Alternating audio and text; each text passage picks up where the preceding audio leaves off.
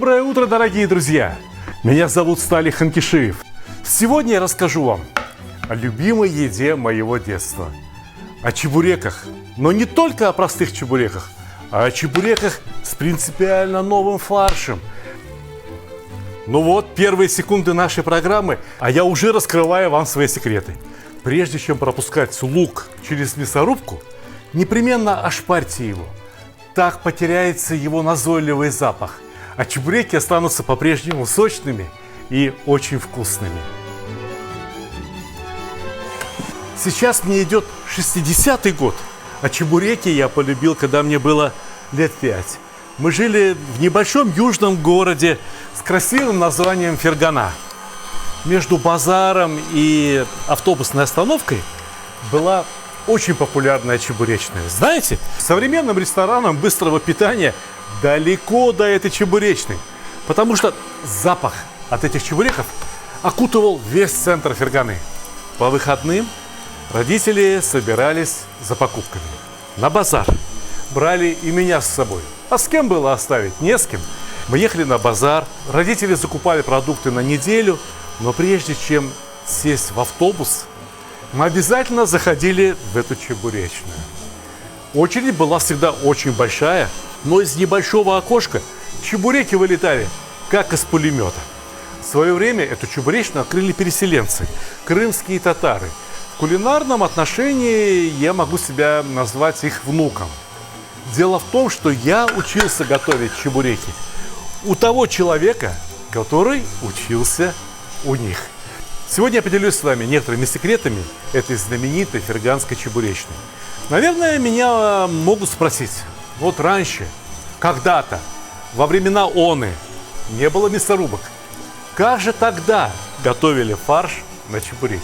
Я узнал, я научился этому у пожилых женщин, крымских татарок. Хотите, покажу? Казалось бы, чего проще приготовить фарш, если есть пара топориков? Но после топориков фарш получается вымешанным. Он станет липким, а внутри чебурека превратится в тоненькую котлету. Фарш внутри чебуреков должен быть рассыпчатым, точно таким же, как в манты, либо самсе. Фарш на манты, на самсу режется одним ножом. Но в чебуреках он должен быть гораздо мельче. Представляете себе, сколько времени уйдет, чтобы нарезать хотя бы килограмм мяса? А вот двумя ножами все получилось прямо у вас на глазах. Внимание! Ножи необходимо держать не плотно лезвие к лезвию, а на расстоянии 2-3 мм. Примерно такими должны получиться кусочки мяса в фарше. Лук можно натереть на терке. Я предполагаю, что когда и терок не было, лук резали, а потом толкли в больших ступках. Лук должен выделить как можно больше сока. Но сочность фарша для чебуреков обеспечивает еще один продукт – курдючное сало. Мы нарезали его ножом мелкими кубиками. Хотя можно было заморозить и натереть как лук на терке. Если курдюка нет, то надо брать любое другое сало, либо выбрать мясо пожирнее. Посолить. Примерно столовая ложка соли уйдет на фарш из килограмма мяса. Приправы для фарша каждый пусть выбирает по своему вкусу. Я взял зиру. Вот черный перец обязателен. Фарш необходимо тщательно перемешать, но не вымешивать, не выбивать его, не создавать в нем липкость, а только распределить равномерно среди кусочков мяса кусочки курдюка, лук, соль и специи. После того, как фарш будет готов, ему необходимо дать постоять хотя бы минут 40 или час, вызреть, так сказать. За это время кусочки мяса замаринуются, а фарш приобретет аромат. Фарш после мясорубки приправляем точно так же, как фарш, порезанный вручную. Однажды подобранные, удачные, подходящие вам и вашей семье пропорции соли, специй стоит записать и пользоваться ими постоянно. Они будут одинаково работать в любом фарше. Только я вот что хочу сказать. не надо думать, будто бы, если вы порежете фарш ножами, то он станет вкуснее. Нет. Вот если вы фарш пропустите дважды, первый раз через крупную решетку, а второй раз через мелкую, вот это сделает фарш лучше, более однородным.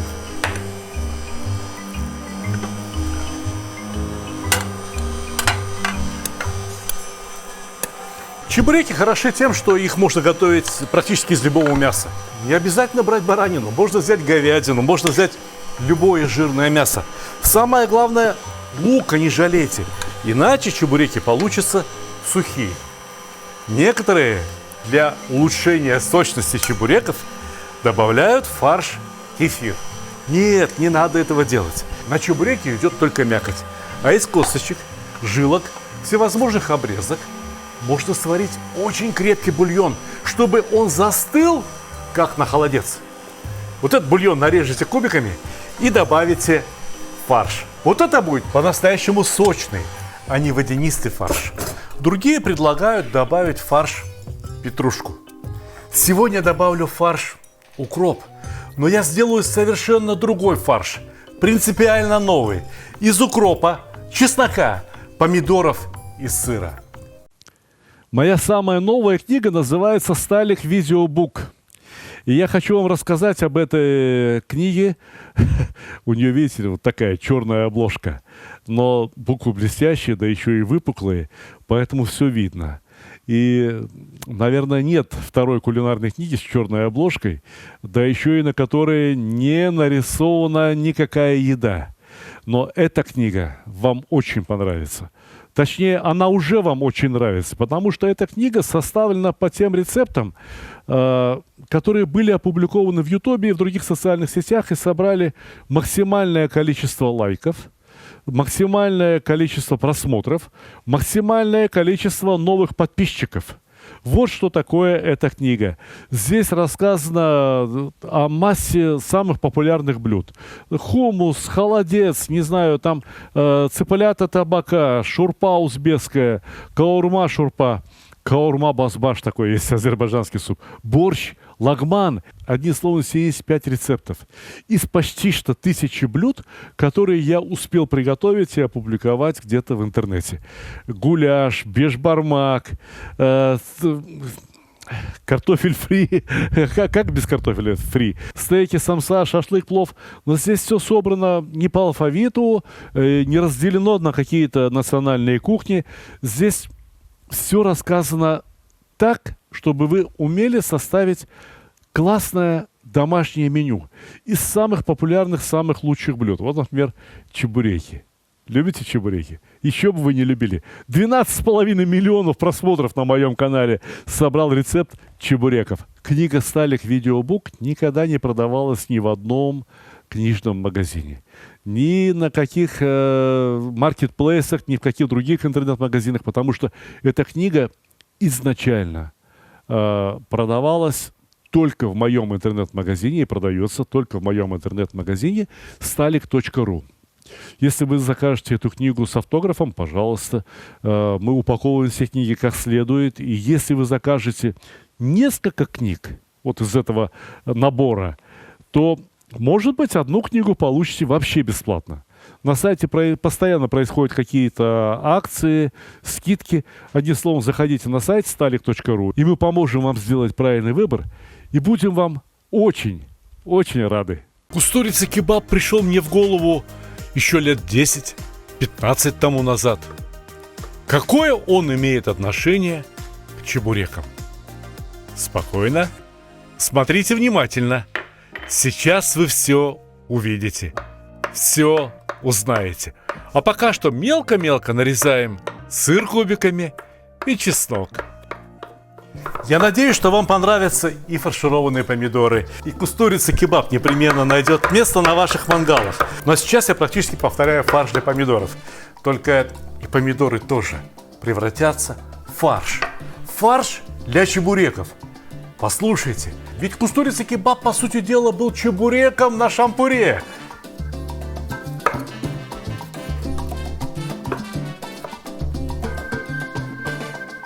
Кстати, вы знаете, что означает слово «чебурек»? В переводе с крымско-татарского либо с турецкого это означает пирожок с сырым фаршем. Бурек, бурак – это пирожок, а чий – это сырой.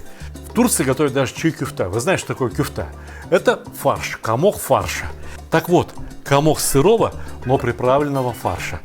Тот фарш, который мы готовим сейчас, тоже можно отнести к разряду сырых фаршей. Ну правильно, ведь здесь еще ничего не готовилось.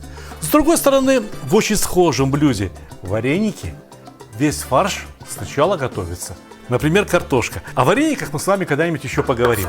Но я уверен, что сейчас некоторые знатоки кулинарии скажут, что чебуреки у них называются кутабы, или янтых, или чуду. Нет, это все родственные чебурекам блюда, которые готовят родственные крымским татарам народы. Например, в Узбекистане, в Хорезме готовят блюдо под названием гомма. Это совершенно уникальное блюдо. Только представьте себе чебуреки, которые пожарили не в масле, а испекли в тандыре. То, что я здесь нарезал, выглядит как салат. Но и салат непременно следует посолить и добавить кое-какие специи. Для жгучести я добавлю немного черного перца. А для красоты и для аромата добавлю паприку, сладкую, красную.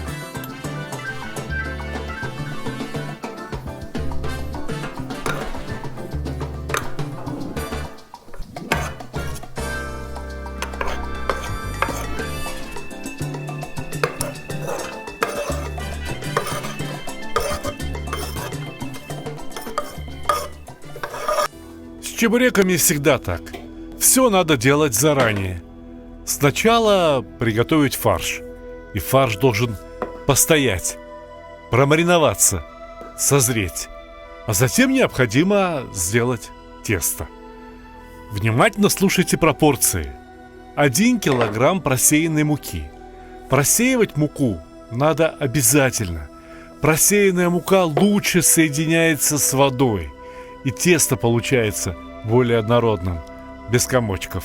Ведь даже самая лучшая мука имеет обыкновение слеживаться. На вершине горки муки устраиваем как бы жерло вулкана, куда вливаем примерно 50 мл растительного масла, пол столовой ложки соли, все можно перемешать. И вот теперь вода. Внимание! Это не должен быть кипяток, ни в коем случае. Но пусть это будет и не холодная вода. Вода температуры примерно 60-70 градусов. Пока вода горячая, замешиваем тесто ложкой. А как вода смешалась с мукой и температура уравнялась, можно замешивать и руками. Вымешивать придется довольно долго. Но это, конечно, если вы не хотите, чтобы ваши чебуреки лопались. Необходимо, чтобы вся мука вошла в тесто. Необходимо, чтобы тесто отлипало от тазика. Кто не привык работать с тестом руками, может воспользоваться миксером, тестомесом. Даже еще и сейчас не поздно разорвать тесто на кусочки и переложить в чашу миксера. Пусть поработает вместо нас. Для чего нам электричество? Для чего нам машины? Уверяю вас, на вкусе теста это никак не скажется. Вкус теста зависит от качества муки. Вкус теста зависит от температуры воды. Вкус теста зависит от того, насколько хорошо его вымешали. А вымешивали его руки, либо металлический крюк, значения не имеет. Впрочем, кому важна вот эта энергетика рук, руками поработать все равно придется. Вынимаем тесто из чаши и домешиваем его руками. Обрушиваем всю тяжесть тела на комок теста. И ему необходимо полежать примерно 1 час при комнатной температуре. Отрезаем небольшой кусочек теста и ладонями рук скатываем из него нечто вроде колбаски. Стол необходимо подпылять мукой, потому что тесто сейчас стало достаточно липким. Не надо раскатывать сразу все тесто. 2 колбасок для начала работы вполне достаточно. Они должны быть максимально ровными, одинаковыми по толщине. Делим тесто на равные кусочки, примерно по 50 граммов. Но не в граммах дело. Будут заготовки по 45 граммов или по 55. Чебуреки останутся чебуреками. Цилиндры теста прижимаем ладошкой к столу. В результате должна получиться ровненькая, кругленькая лепешечка. Но это еще не все. Подсыпаем муку и подворачиваем края. Как бы устраиваем слои в тесте. Можно повторить эту операцию несколько раз, чтобы тесто получилось как бы слоеным.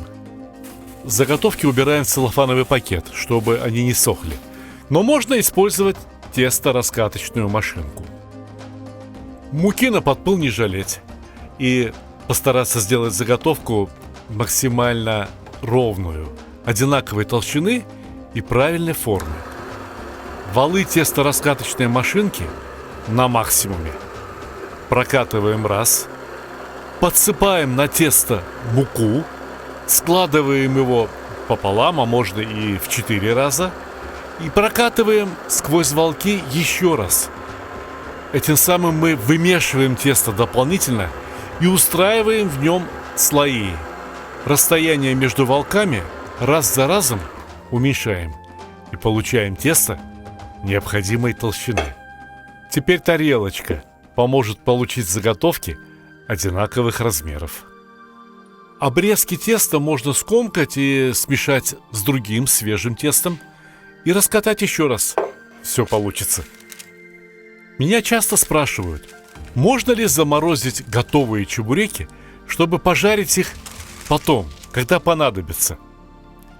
Лучше заморозить отдельно фарш и отдельно уже готовое раскатанное тесто. Чтобы сочни не склеивались между собой, переложите их листами бумаги, уберите в целлофановый пакет и в морозильник. Понадобятся чебуреки.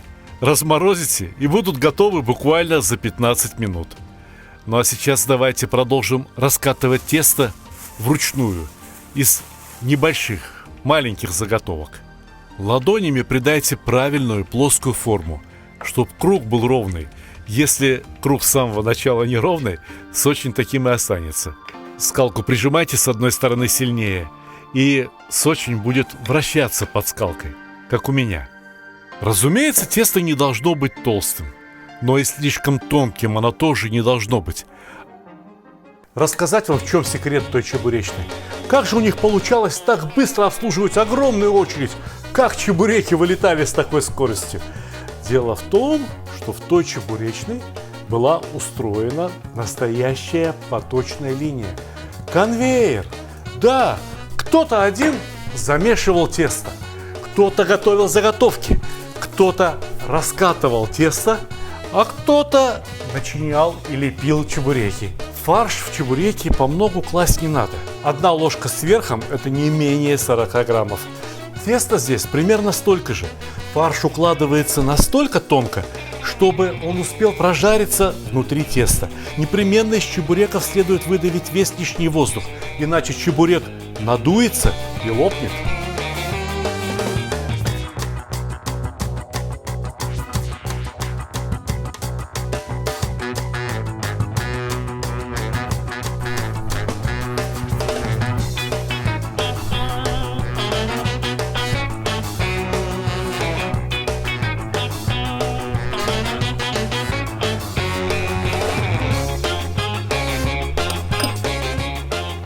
И сейчас, если будете готовить чебуреки дома, я советую занять всю семью. Так и обед будет готов гораздо быстрее, так и дети научатся чему-то полезному. Вы понимаете, они будут уже взрослыми людьми. У них будут собственные дети. И может быть у них даже будут внуки, которым они будут рассказывать о тех замечательных чебуреках, которые они научились готовить от вас, родителей. Вы им расскажете, что научились готовить чебуреки у меня. Мне будет очень приятно.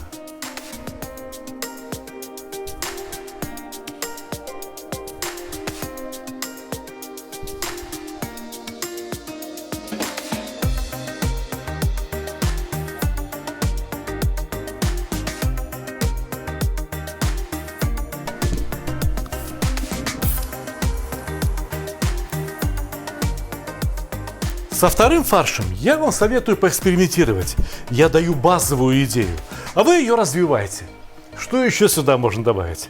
Например, мелко нарезанные оливки или каперсы.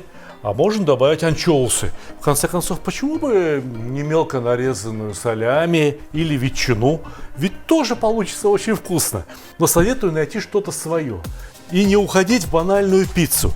Да, я только сейчас понял, что мы с вами готовим, по сути дела, разновидность пиццы. Такие закрытые пиццы в Италии называются пиццы кальцоне. Вы слышите? Кальцоне. А вот эти обрезки, это отнюдь не бесполезные обрезки. При их помощи можно очень хорошо настроить температуру масла в казане, либо в кастрюле, где мы будем жарить чебуреки.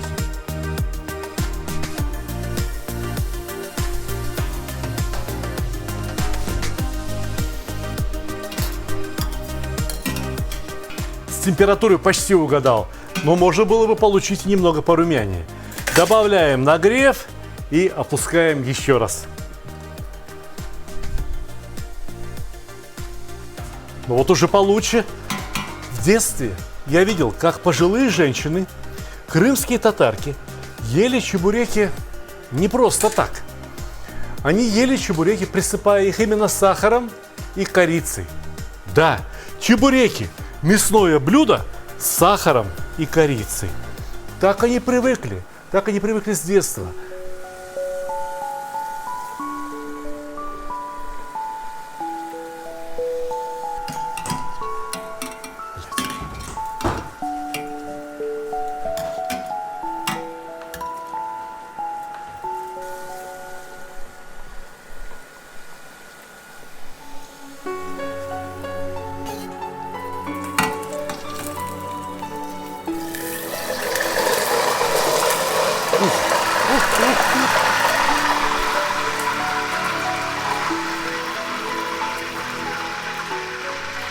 Вот эти обрезки на крымско-татарском языке называются чир-чир.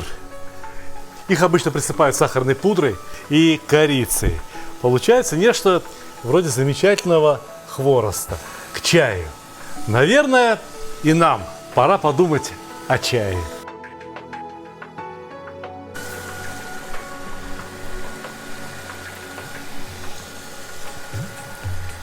Чай готов. Но к чаю необходимы сладости. Тем более мы обещали особые чебуреки для детей. Дети – это святое. Детям необходимо все самое полезное. Вот, например, орехи. Грецкие орехи, содержащие очень полезные питательные вещества. Я их размолол. Ложечки ореха на каждый чебурек вполне достаточно. Ну а как вы думаете, это будет вкусно или не очень? Спокойно. Я знаю, как сделать чебуреки с грецкими орехами очень вкусными.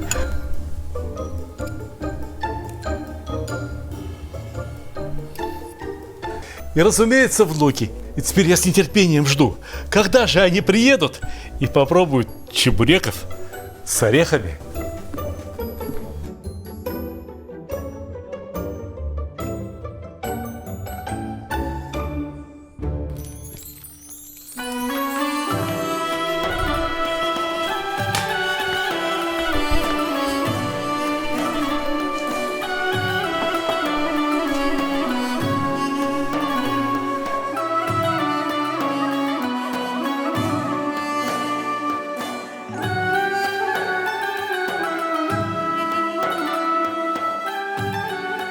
Чебуреки. Крымские, хрустящие, сочные, ароматные, как улыбка из счастливого детства.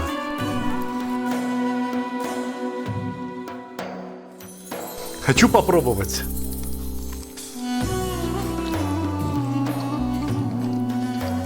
Неудобно самого себя хвалить, но придется. Очень хорошо. Я убедительно прошу, чтобы каждый телезритель приготовил такие чебуреки и попробовал сам, чтобы убедились, насколько вкусными они получились. Ну а теперь наши необычные чебуреки с помидорами, с сыром, с укропом. Заглянем внутрь и полюбуемся, какова начинка? Вот она какая.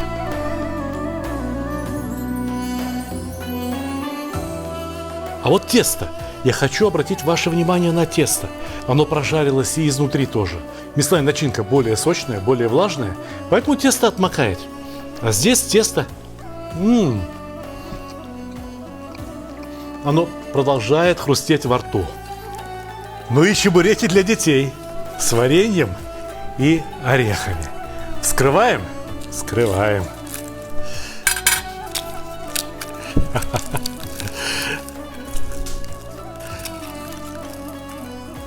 Вы полюбуйтесь только. Дорогие друзья, я жду вас на моем канале в Ютубе. Какие идеи начинок для чебуреков есть у вас? Мне очень интересно узнать, как работает ваша фантазия. Кроме того, сегодня же в моих социальных сетях я напишу список ингредиентов, которые вам понадобятся к нашей следующей программе, которую пропускать нельзя ни в коем случае. Мы наконец-то будем готовить настоящий узбекский плов. Ну а сегодня я желаю вам хорошего настроения, больших успехов в кулинарии и, конечно же, как всегда, приятного аппетита!